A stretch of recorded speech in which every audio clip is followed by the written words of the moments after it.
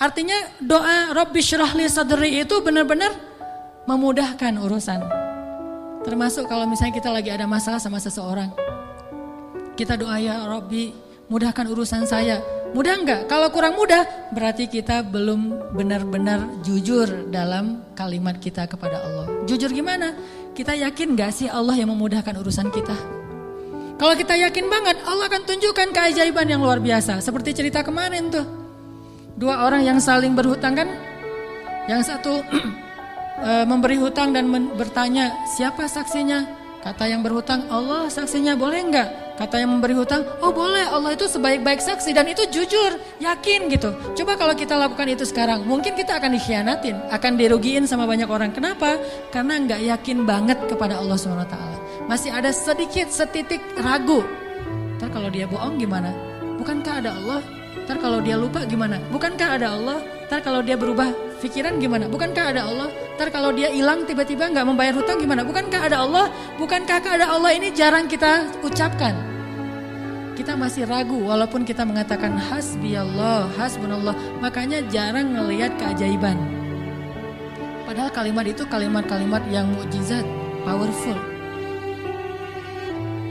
Sebagian mungkin pernah dengar cerita Imam Hasan Al-Basri. Tahu Imam Hasan Al-Basri? Salah satu ulama generasi tabi'in, generasi kedua.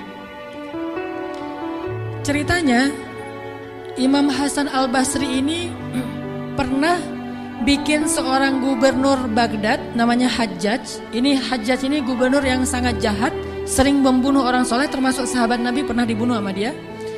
Imam Hasan Al-Basri pernah bikin gubernur Hajjaj itu tersinggung. Kapan? Ketika Imam Hasan Al-Basri diundang ke rumah gubernur Hajjaj bersama beberapa ulama yang lain, beberapa tokoh masyarakat diundang ke rumah barunya, istana gitu. Jadi Raja Hajjaj ini suka bikin istana terus pamer. Ngundang nih. Diundang orang-orang penting, minta semacam testimoni gitu, minta komentar. Jadi kalau bahasa kita mah nge-posting di sosial media terus nunggu gimana menurut kalian. Jadi yang komennya tuh macam-macam ditungguin sama dia. Nanya ke setiap orang yang tamu yang diundang, gimana menurut kamu istana saya? Rata-rata mengatakan ini bagus, istana pertama yang saya lihat yang paling indah segala macam. Bahasa-bahasa memuji lah. Dan gak jujur.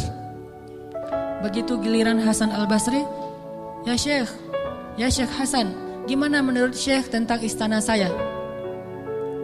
Syekh Hasan mengatakan, saya sama sekali tidak tertarik dengan semua ini. Sesungguhnya apa yang ada di sisi Allah lebih baik daripada apa yang ada di sisi Anda. Ini ucapan Hasan Al-Basri. Karena lagi ada acara makan siang kayak gitu, banyak orang, Hajjaj menahan emosi. Dia tersinggung banget, marah sebetulnya. Akhirnya udah selesai obrol-obrolan, makan, pulang.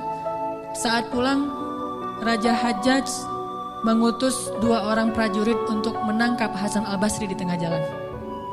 Suruh bawa balik lagi ke istana. Mau dia apa? Mau dipancung. Karena dia suka mancung orang soleh.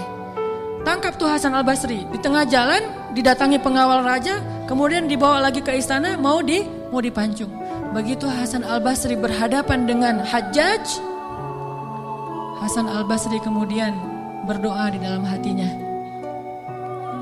Yang tadinya Hajjaj marah besar, pengen bunuh Hasan Al-Basri, pengen memancung Hasan Al-Basri, tiba-tiba pas ngelihat wajah Hasan Al-Basri, Hajjaj ini berubah seperti orang yang kena hipnotis. Tiba-tiba dia tersenyum, tiba-tiba dia jadi orang yang humble, hangat banget, langsung memeluk Hasan Al-Basri. Selamat datang wahai Syekh, selamat datang, duduk. Syekh, beri saya nasihat, terus dikasih makanan, minuman. Setelah itu dipersilakan pulang, dikasih kendaraan yang terbaik. Sampai akhirnya Hasan Al-Basri keluar dari istana. Ketika di tengah jalan, pengawal-pengawalnya Hajjaj bertanya kepada Hasan Al-Basri, ya Syekh, kami tadi diutus oleh raja menangkap Anda agar Anda dipancung karena raja tersinggung dengan obrolan tadi ketika makan siang. Dan raja dalam keadaan marah besar. Tapi begitu bertemu dengan Anda, tiba-tiba dia berubah, jadi baik, jadi kasih sayang, jadi luluh, emosinya jadi reda. Apa yang Anda lakukan kepada dia? Apakah Anda punya sihir? Kata pengawal. Kata Hasan Al-Basri, saya tidak pakai sihir. Terus apa? Saya sebelum bertemu dengan Hajjaj, tadi saya berdoa. Apa doanya? Ya Rabbi, Engkaulah yang menggenggam hidupku. Kepadamulah aku berserah. ya Rabbi, padamkanlah amarah di hati Hajjaj sehingga aku selamat sebagaimana engkau mendinginkan api kepada Ibrahim sehingga dia selamat. Ini yang dibaca oleh Hasan Al-Basri. Ya Allah, padamkanlah amarah di hati Hajjaj sehingga aku selamat dari kezalimannya sebagaimana engkau menyelamatkan Ibrahim dari api yang panas. Tiba-tiba Allah padamkan marahnya. Ini namanya zikir, doa powerful. Kenapa? Karena hati Hasan Al-Basri itu benar-benar bergantung kepada Allah itu 100%, gak ragu sama sekali. Gimana pun pengawalnya banyak, tidak membuat dia ragu kepada Allah. Allah lebih besar. Gimana pun kuatnya Hajjaj, tidak ragu kepada Allah. Allah maha kuat. Sehingga kalimat yang sesuai dengan hati, Allah tunjukkanlah keajaiban kepada Hasan Al-Basri. Langsung luluh, langsung berubah dari marah menjadi sayang kepada Hasan Al-Basri. Kenapa kita jarang melihat keajaiban? Karena ucapan kita itu belum selaras dengan hati kita. Gak yakin-yakin amat sama Allah.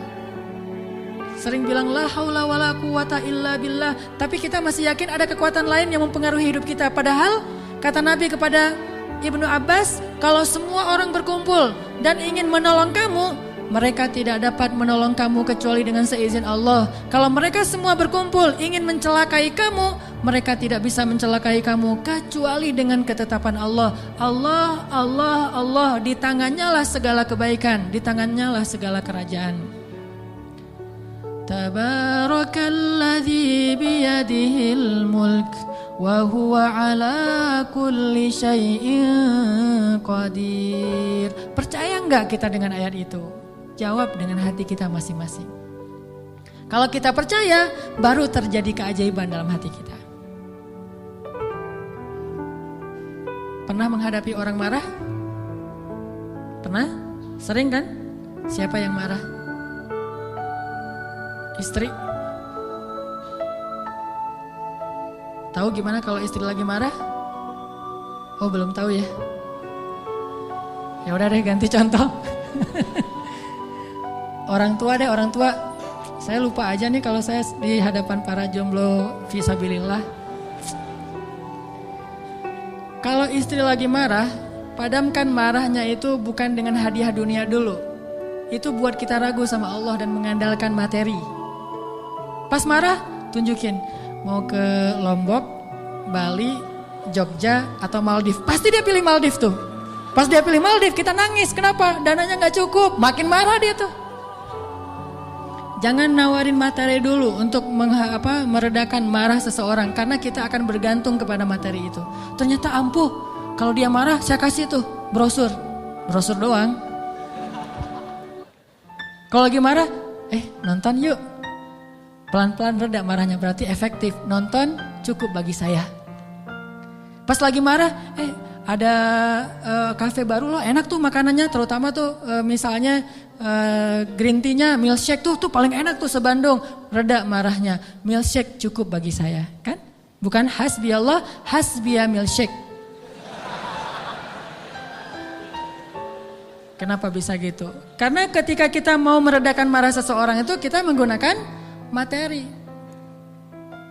Atau menggunakan bahasa-bahasa ngegoda, ngerayu, gombal tadi.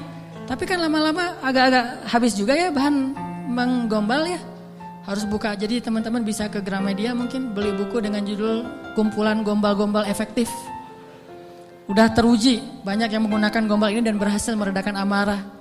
Mungkin, tetapi itu berarti kita tidak mendapatkan yang paling luar biasa sehingga suatu saat kita akan kewalahan sendiri. Berapa sering kita bisa memberikan materi, memberikan brosur, memberikan kafe, memberikan nonton, memberikan hiburan, entertain segala macam. Berapa sering? Coba sesekali ketika menghadapi seseorang yang marah, andalkan Allah.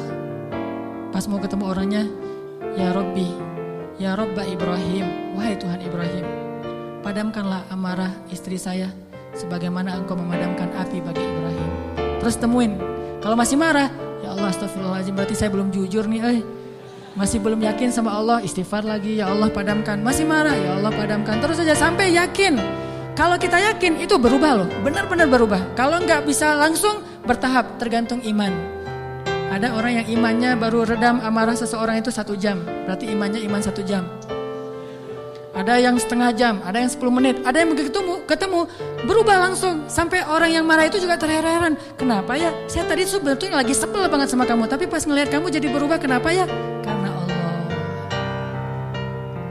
Ini mah masalah iman. Bukan masalah fasihnya mengucapkan hasbi Allah. Semua kita mah yang namanya hasbi Allah pasti fasih. Apalagi sadaqallah, itu paling fasih tuh. Sadaqallahul azim, itu fasih banget. Kenapa? Apalagi baca 1 juz, pengen sadaqallah cepet-cepet kan? Itu fasih. Bismillah fasih, hasbi Allah. Insya Allah tahsin hasbi Allah wa ni'mal wakil. Malah kita kadang-kadang kalimat hasbi Allahnya tuh lebih keren daripada sahabat loh.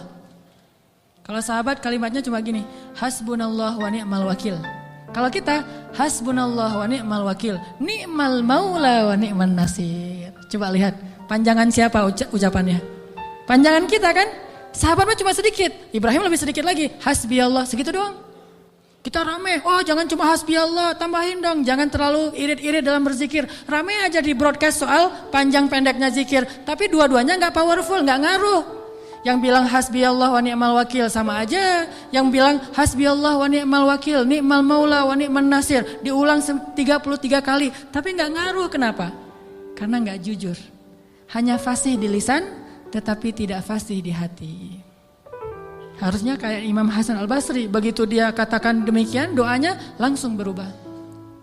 Termasuk doa tadi, Allahumma ajurni fi musibati wa khluf li khairan minha. Ya Allah, beri saya pahala dalam musibah saya, beri saya ganti yang lebih baik. Selama apa sih Allah kasih kita ganti?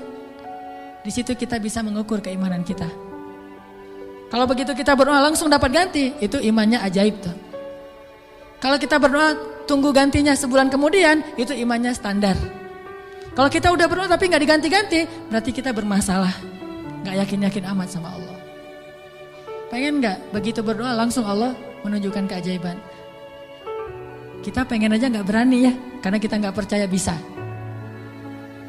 Kita mau mengatakan pengen, itu aja kita gak berani karena menganggap itu gak realistis. Masa sih bisa? Bisa kalau kita yakin kepada Allah. Kalau kita gak yakin, kalau kita bilang gak bisa, kalau kita ragu bahwa Allah bisa menunjukkan ajaib kepada kita dalam hitungan detik, terus kemana kalimat kun fayakun? Masalahnya kita gak yakin untuk bilang pengen, begitu doa langsung Allah kabulkan. Itu aja kita ragu. Kenapa? Kita gak percaya itu bisa terjadi dalam hitungan simsalabin abrakadabra.